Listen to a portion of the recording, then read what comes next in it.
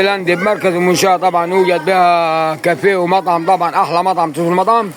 شوف الاكل دي، انتظروا الجديد في الاكل ده. طبعا هذا صاحب الكافيه اهو، المعلم ابو حمص، ابو كال لما نقول الكال يبقى نمبر 1. حبيبي اسطوره، حبيبك كيال، اصحى كيال. ادي صاحب المطعم الكيال واحد بس. شوف الشندوتش، شوف الحاجه اللي هتنزل دي، الحاجه دي هتنزل مغلفه كبده بلدي طبعا، احلى كبده بلدي طبعا، وشاورما وكل حاجه عند مطعم الكيال واحد بس. وكريبات عند مطعم الكيال. اسمك ايه يا شيف؟ منين يا شيف؟ اجدع ناس الصوت. هذا بصوت. اصحى حودي.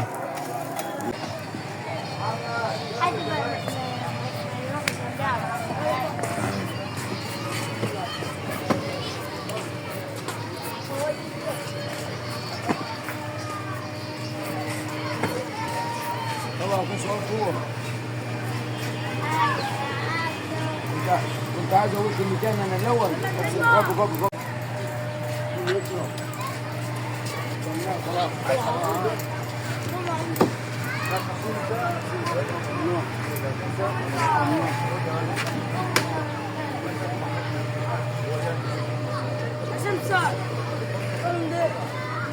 عايز تاكل صح؟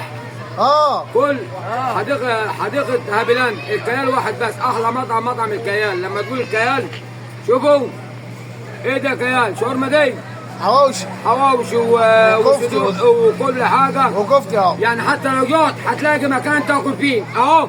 رغيف الحواوشي وكاتشب حتى كمان كيال وسلطه. شوفوا احلى رغيف حواوشي تاكلوا حديقة هابلاند واحد بس.